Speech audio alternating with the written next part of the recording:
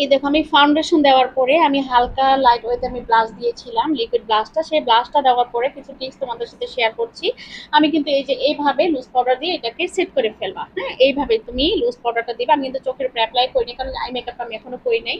তো loose powder দিয়ে দিলাম। তো লুজ পাউডার দেওয়ার পর দেখো আমার ফেসটা কত সুন্দর হয়ে গেছে। এটা কিন্তু ড্রাই হয়ে গেছে, লুজ পাউডারটা দেওয়ার পর ড্রাই হয়ে যায়। ড্রাই হওয়ার কিভাবে অ্যাপ্লাই করতে হয়, পাউডার ব্লাশটা কখন অ্যাপ্লাই করতে হয়? তো পাউডার ব্লাশটা অবশ্যই তুমি যখন লুজ পাউডারটা অ্যাপ্লাই করবা, লুজ পাউডারটা অ্যাপ্লাই করার পর পাউডার ব্লাশটা অ্যাপ্লাই করবা। পাউডার আগে কিন্তু তুমি সবসময় তোমার সাথে ক্রিম লিকুইড জিনিসগুলো অ্যাপ্লাই করে ফেলবা। আমি কিন্তু লিকুইড যে কন্ট্রোলটা ছিল সেটা কিন্তু অ্যাপ্লাই করেছি। তো তোমরা কিন্তু এভাবে অ্যাপ্লাই করবা। এভাবে অ্যাপ্লাই করার পরে দেখো আমার পাউডার পাউডার যে কন্ট্রোলটা সেটা কিন্তু খুব সুন্দরভাবে, মানে কন্ট্রোল বন্ডিং সব কিন্তু খুব সুন্দরভাবে হয়ে যাচ্ছে।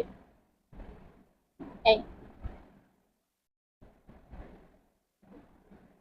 দেখতে পাচ্ছ? তো এইভাবে করবা।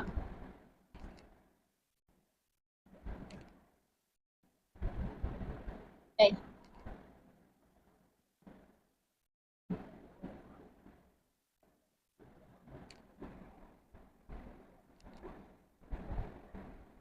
এইভাবে যদি তোমরা অ্যাপ্লাই করো তাহলে আমার কাছে মনে হয় তোমাদের কন্ট্রোলিংটা আরো সুন্দর হবে, দেখতে খুবই ভালো লাগবে। তো আমার ভিডিওটা যদি ভালো লাগে প্লিজ একটা লাইক, একটা ফলো, শেয়ার দিয়ে পাশে থাকবে। আর এইভাবে তোমরা কন্ট্রোলটা করবে লিকুইডের পরে, লুজ পাউডার দেওয়ার পরে, তারপর তোমরা এইভাবে পাউডারটা করবে, কারণ অনেক সময় তোমাদের মিস্টেকটা কিন্তু হয়ে যায়। তো ভিডিও ভালো লাগে প্লিজ একটা লাইক, একটা ফলো, শেয়ার দিয়ে পাশে। আল্লাহ হাফেজ।